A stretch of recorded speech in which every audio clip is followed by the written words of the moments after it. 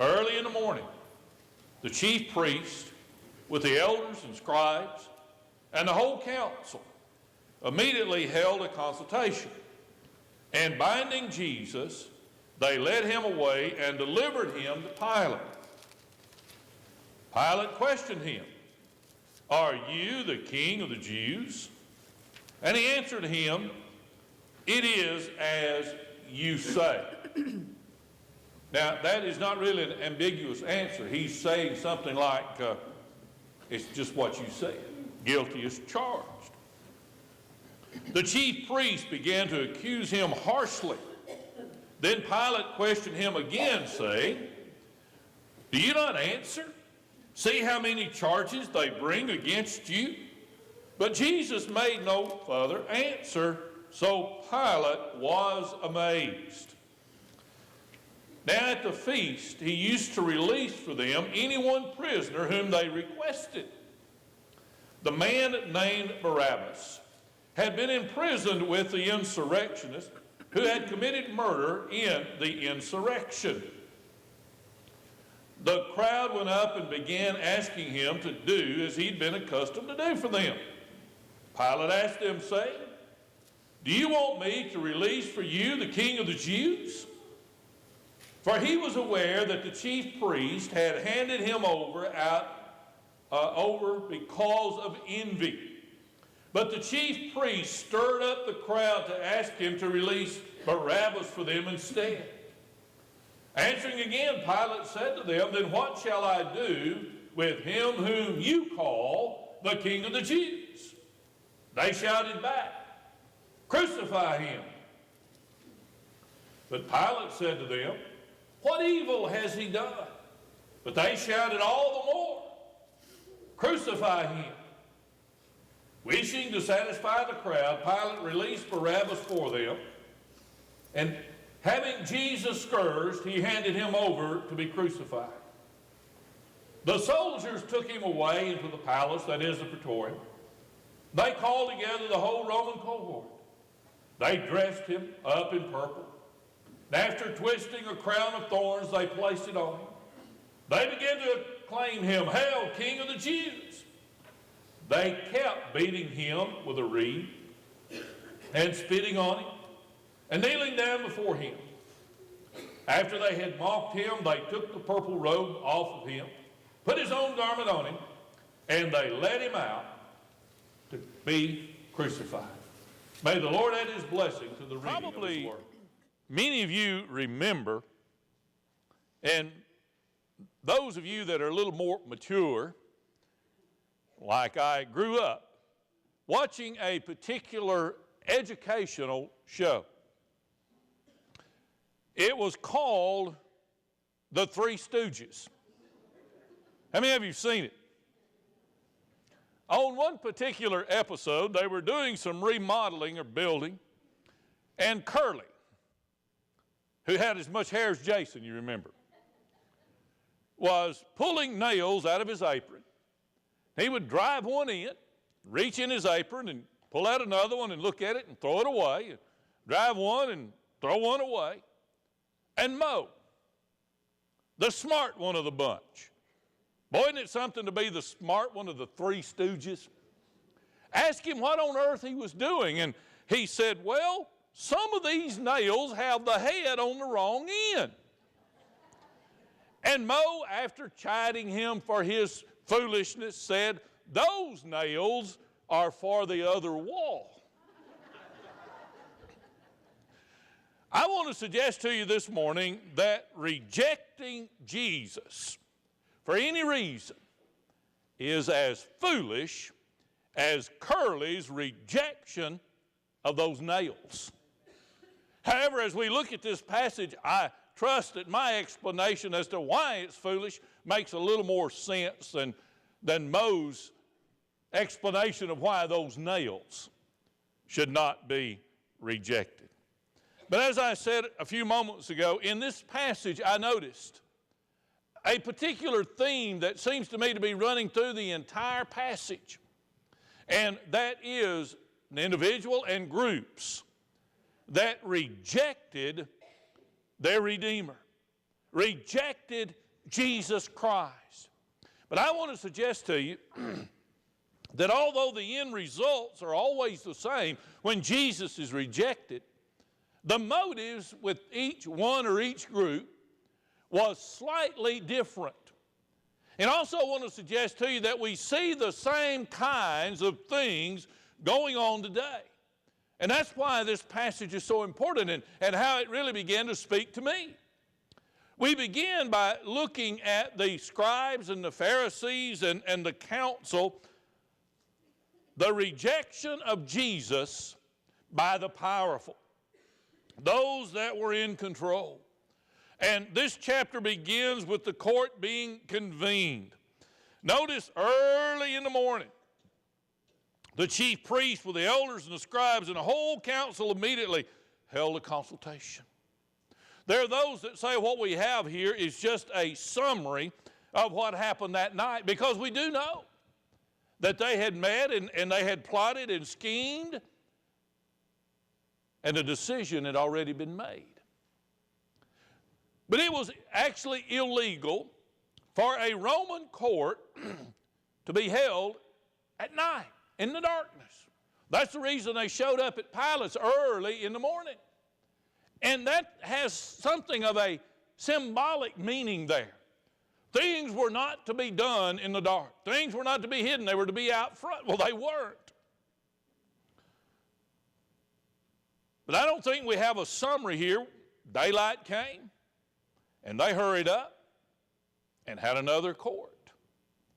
Now, some reject that, saying that the trial of Jesus was illegal in a number of ways, and Christian lawyers have actually written books on how it was illegal.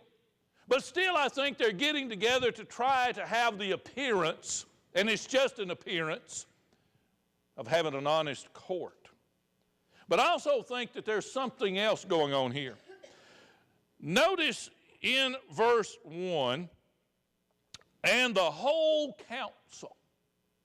You see, at daylight, the whole council was convened.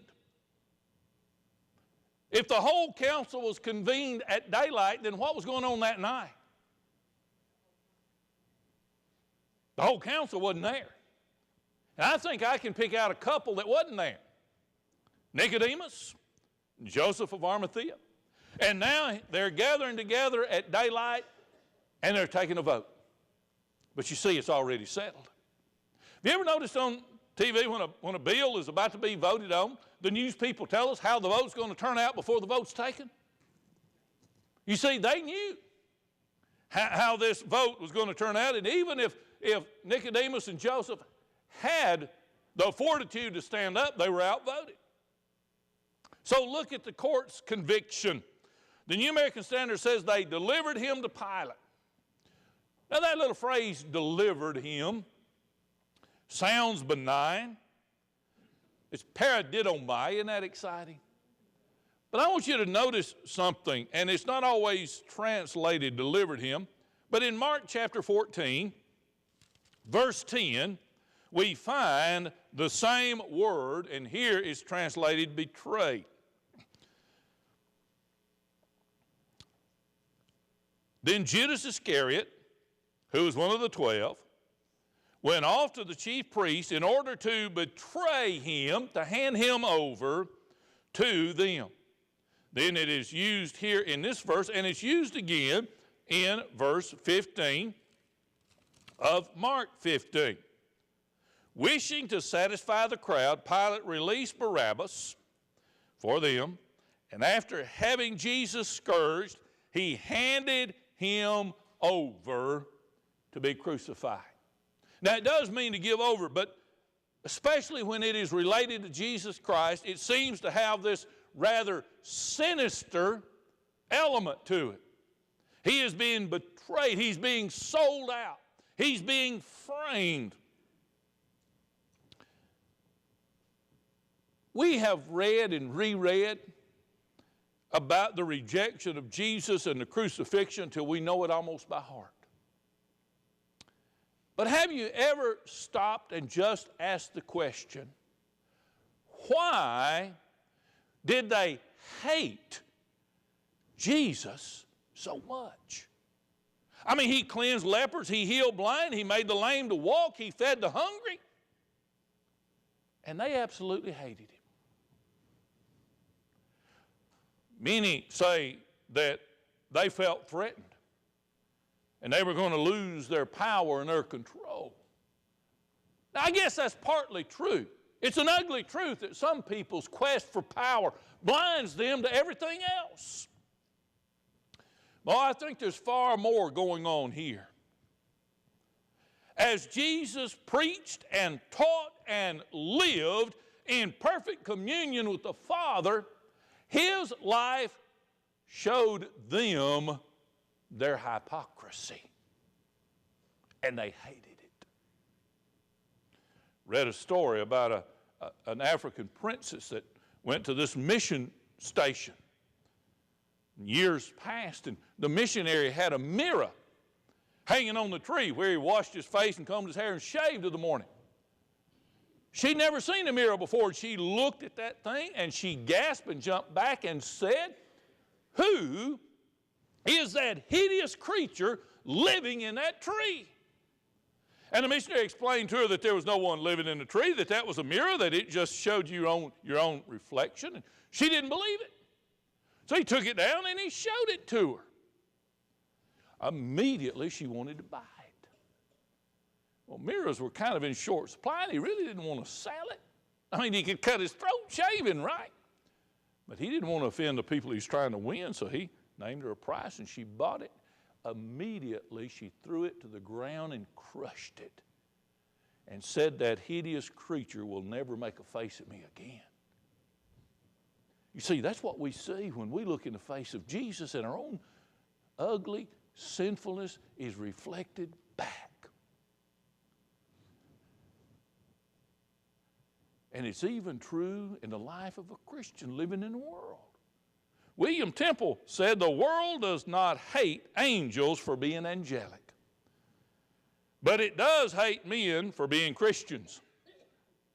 It grudges them their character. It is tormented by their peace. It is infuriated by their joy." You see, when we are confronted with who Jesus is and who we are, and we see our ugly selves, one of two things is going to happen. We're going to repent, or we're going to reject him. And when rejection begins, it just gets worse and worse and worse. And we don't want to see that hideous creature anymore. Jesus is rejected today so many times, not because he's unholy, but because he is holy. And men, women, boys, and girls don't like what they see when they look at the life of Jesus. But then in verses 2 through 5, there's another rejection. There's a rejection by the politician. Oh, Pilate. Pilate was a somewhat typical politician of his day. He was greedy for power and control and wanted to remain in office.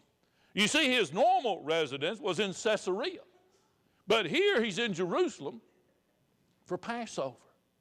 Not because he gave a flip about Passover, but the city was crowded and he wanted to be there to maintain control, or if something happens, to put it down quickly.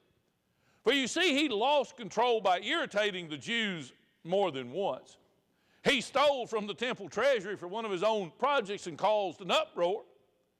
And Rome sent word to him, "Pilate, you maintain control or we will send someone who will." He got the message. One writer writing about Pilate said that he was a man who lusted for celebrity and status, who put his career before everything, including people and principle. Including people and principle. He clung to power for 10 years. When he was removed, he took his own life.